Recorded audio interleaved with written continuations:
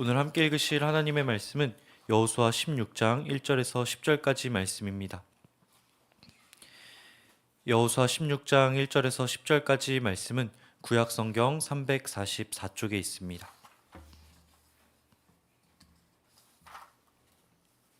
저희 이 말씀 한 절씩 돌아가면서 읽고 마지막 절 함께 읽도록 하겠습니다. 요셉 자손이 제비 뽑은 것은 여리고샘 동쪽 곧 여리고 곁 요단으로부터 광야로 들어가 여리고로부터 베델 산지로 올라가고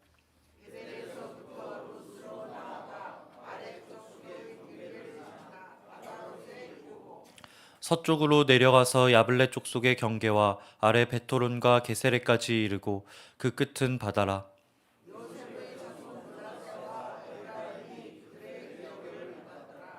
에브라임 자손이 그들의 가족대로 받은 지역은 이러하니라. 그들의 기업의 경계는 동쪽으로 아달롯 앗달에서 윗 베토론에 이르고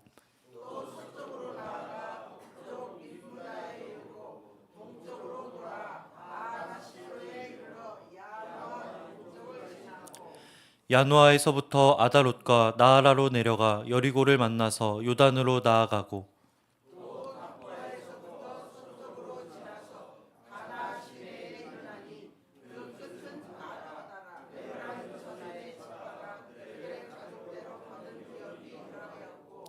그 외에 므낫세 자손의 기업 중에서 에브라임 자손을 위하여 구분한 모든 성읍과 그 마을들도 있었더라. 그들이 게셀에 거주하는 가나안 족속을 쫓아내지 아니하였으므로 가나안 족속이 오늘까지 에브라임 가운데 거주하며 노역하는 종이 되니라. 아멘. 여호수아 16장 말씀은 요셉 지파 에브라임과 므낫세에게 주어진 땅의 경계를 기록하고 있습니다. 단순한 행정 기록처럼 보이지만 저희가 계속해서 보았듯 이 본문 안에는 하나님이 어떤 기준으로 일하고 계신지를 기록하고 있는 것을 보게 됩니다. 먼저 저희가 주목할 것은 요셉 지파가 다른 지파에 비해 2배의 몫을 받았다라고 하는 것입니다. 다른 지파는 한 몫을 받았지 않습니까? 그런데 요셉은 므낫세와 에브라임 지파로 나누어져서 2배의 몫을 받았다라고 하는 거예요. 아시는 것처럼 요셉의 인생은 기구하였습니다. 어린 나이에 아버지의 총애를 받았지만 그로 인해 엄청난 고난을 당하는 것을 보게 됩니다. 어린 나이에 형들의 시기로 노예가 되고 아무 죄도 없이 억울한 옥살이를 하게 됩니다. 의로움을 지키려고 하다가 오히려 옥에 갇히게 되었다라고 하는 것이죠. 왕의 신하를 돕고 이제 풀려날 거라고 기대를 하였지만 또다시 기약 없는 기다림의 시간을 보내야 했습니다.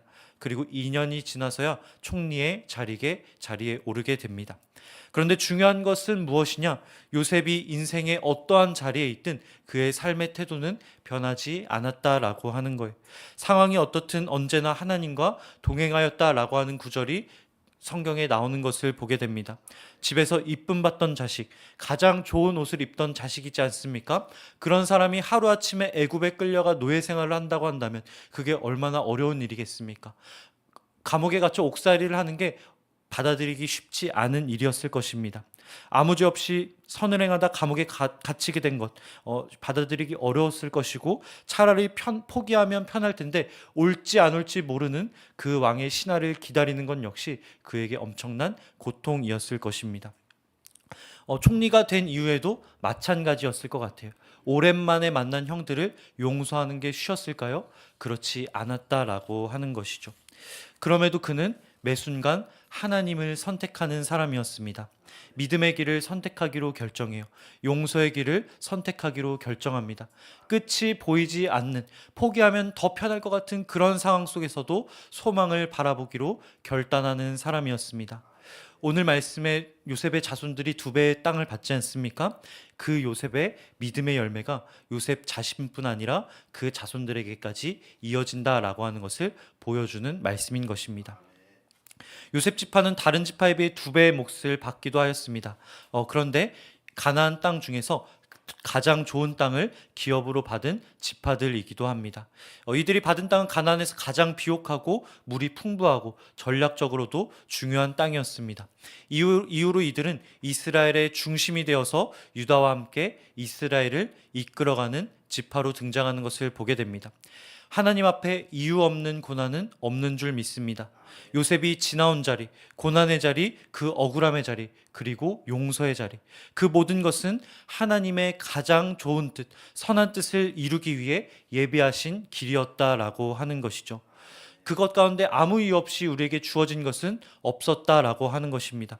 그 여정 가운데 요셉이 한 일은 무엇이었습니까? 하나님과 동행하기로 결단하는 것. 하나님이 보이지 않지만 그분의 손을 붙잡기로 결단하는 것. 하나님이 보이지 않지만 그분 앞에 신실하고 선하게 살아가기로 결단하는 것. 내가 높은 자리에 올라서 내 마음대로 할 수 있지만 하나님의 뜻을 따르기로 결단하는 것. 바로 그것이 오늘 므낫세와 에브라임 지파가 가장 넓고 비옥한 땅을 받게 된 이유인 줄 믿습니다. 이어서 우리는 구체적으로 요셉의 두 아들 므낫세와 에브라임 지파가 어떤 땅을 받게 되었는지 보게 됩니다. 그런데 마찬가지로 주목할 것이 있어요. 장자인 므낫세보다 차자인 에브라임이 먼저 언급된다라고 하는 것입니다. 성경에서 순서는 굉장히 중요해요. 누가 먼저 언급되느냐는 그 인물이 얼마나 중요한지를 우리에게 이야기해 줍니다. 세상의 원리대로 따른다고 한다면 장자 므낫세가 먼저 언급이 돼야 되는 거예요. 므낫세 지파가 에브라임 지파보다 먼저 땅을 분배받는 것이 세상의 원리에 맞는 것이다라고 하는 것입니다. 그러나 하나님은 그렇게 하지 않으세요.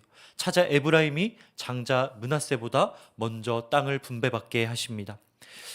이것은 에브라임 지파가 뛰어난 지파여서 그랬던 것이 아니었습니다. 그들의 세력이 셌기 때문에도 아니었어요. 무엇 때문이냐? 이미 수백 년 전 그렇게 약속을 하셨기 때문에 그렇습니다. 창세기 48장에 야곱이 임종을 앞두고 요셉의 두 아들을 불렀습니다. 야곱은 장자인 므낫세 대신에 둘째 에브라임의 머리 위에 오른손을 얹어요. 축복의 상징인 오른손을 얹는 것을 보게 됩니다. 요셉이 바로잡으려 해요. 아버지 잘못됐습니다. 손을 바꾸십시오. 그러나 야곱은 이렇게 이야기해요. 형도 한 민족이 되겠으나 그의 아우가 더 큰 민족이 될 것이다. 오늘 말씀은 수백 년 전 이 말씀이 이루어진 말씀인 것입니다. 여호수아가 땅을 분배하려고 보니 에브라임 지파가 강해서 그랬던 것이 아니에요. 수백 년 전 하나님의 언약을 기억한 것입니다. 하나님은 이렇게 약한 자, 작은 자를 먼저 택하시는 것을 성경을 통해 자주 보게 됩니다. 약한 야곱이 힘센 에서보다 하나님의 언약의 그 자손으로 선택받지 않습니까? 막내 다윗이 왕으로 기름 부음 받는 모습을 저희는 잘 기억하고 있습니다. 성경에는 그런 모습들이 자주 기록되고 있다라고 하는 것이죠. 왜 하나님은 이런 일들을 자주 버리시는 것일까요? 요한복음 9장 말씀을 보시면 날 때부터 앞을 보지 못하는 사람이 등장합니다.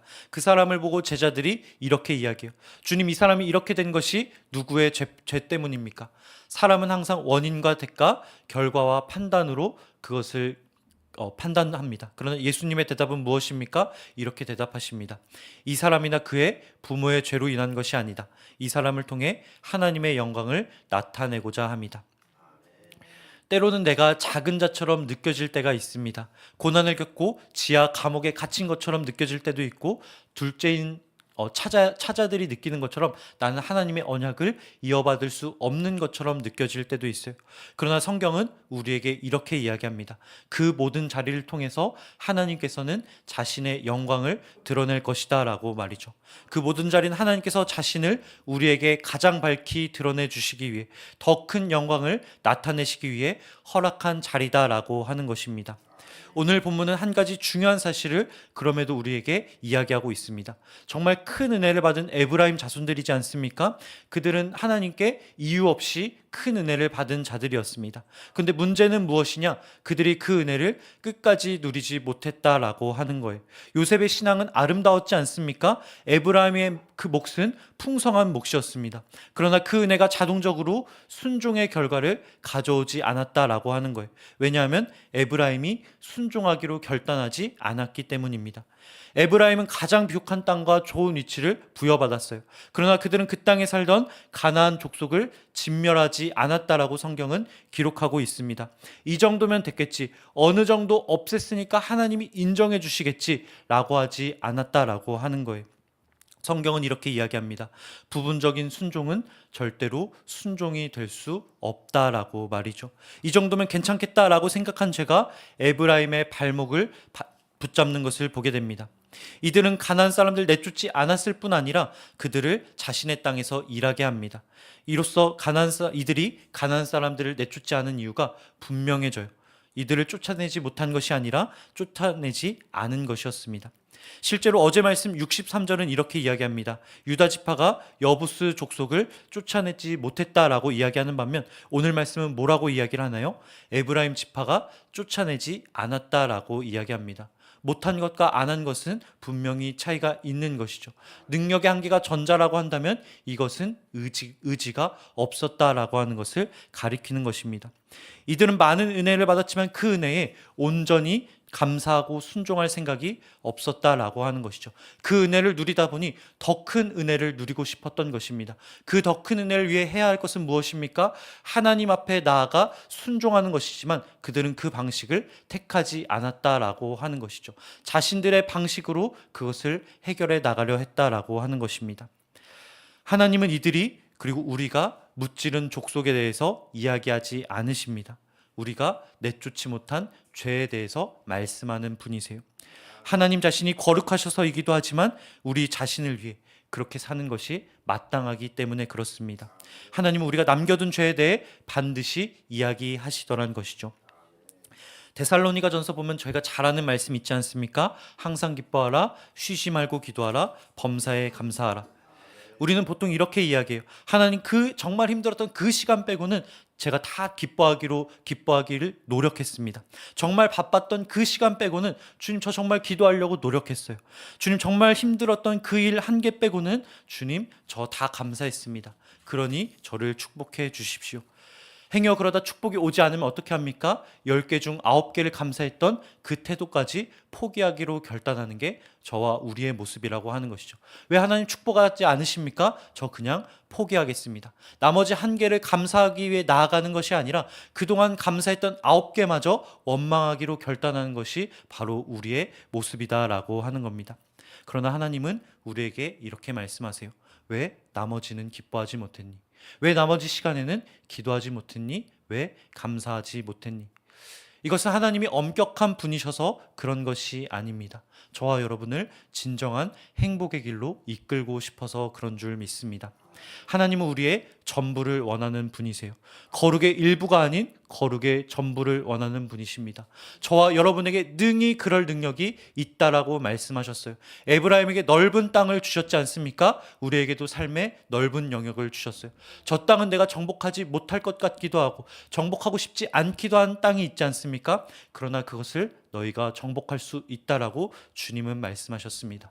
우리가 아직 정복하지 못한 죄의 영역은 어디에 있습니까? 하나님은 그것을 이겨낼 힘을 이미 우리에게 주신 줄 믿습니다. 필요한 것은 무엇이냐? 저와 여러분의 결단이라고 하는 것이죠. 우리의 의지만 있다라고 한다면 그 모든 것을 정복하여 하나님께 온전히 나아가 더 큰 하나님의 복을 받을 수 있는 길이 이미 우리에게 활짝 열려 있는 줄 믿습니다. 그 시온의 대로를 향해 나아가는 저와 여러분 되길 주님의 이름으로 간절히 축복합니다. 하나님은 우리를 괴롭게 하려고 전부를 요구하는 분이 아니십니다. 우리를 지키기 위해, 우리를 살리기 위해, 진짜 제대로 된 복을 내려주시기 위해 전부의 순종을 요구하는 분이십니다. 그 요셉은 전부의 순종을 이뤄낸 자였어요. 보디발의 집에서도, 지하 감옥에서도, 총리의 자리에서도 말이죠. 하나님과 동행하며 유혹을 이기고 고난을 이겨낸 인물이었습니다. 반면에 에브라임 지파는요, 요셉 덕분에 기름진 땅을 얻었지만 순종의 유산을 물려받진 못했습니다. 기름진 땅에 서 있어도 순종을 이뤄내지 못하는 경우가 있고 요셉과 같이 어떤 상황 속에서도 순종을 이루어내는 자가 있습니다. 여러분은 어떤 길을 선택하시겠습니까? 우리가 어디에 서 있느냐는 중요하지 않은 것 같습니다. 우리의 삶에 정말 큰 영향을 미치는 것은 무엇입니까? 내가 어디에 서 있든 어떤 선택을 하기로 결단할 것인가?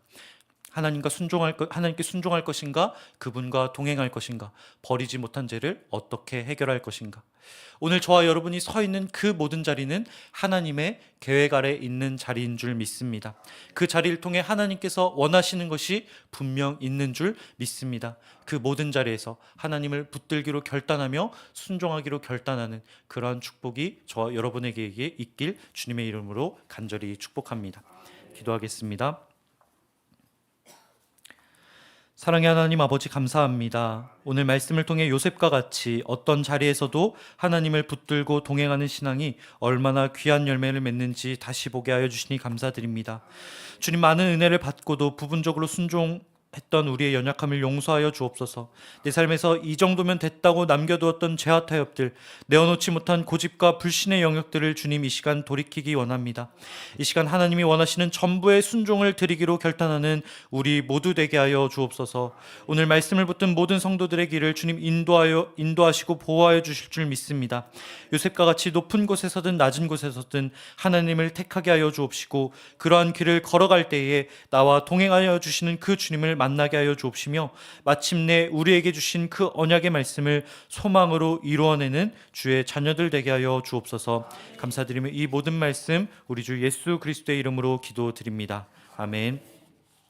하늘에 계신 우리 아버지, 아버지의 이름을 거룩하게 하시며 아버지의 나라가 오게 하시며 아버지의 뜻이 하늘에서와 같이 땅에서도 이루어지게 하소서.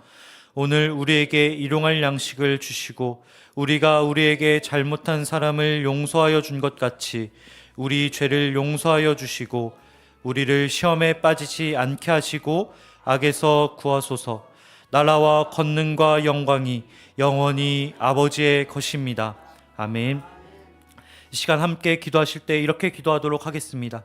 주님, 나에게 주어진 상황이 무엇이든 그 상황 속에서 주님을 붙잡겠습니다. 붙잡기로 결단하겠습니다. 죄를 택하지 않도록 결단하겠습니다. 나의 믿음의 유산이 삶의 소망으로 이어질 수 있게 하여 주옵시고 우리의 자녀들에게 흘러갈 수 있도록 주님 역사하여 주옵소서. 요셉과 같이 오늘 나의 삶의 어떠한 상황 속에서도 주님 나와 함께하여 주시고 동행하여 주옵소서. 이 시간 함께 주의 이름 부르며 기도의 자리로 나아가도록 하겠습니다. 주여,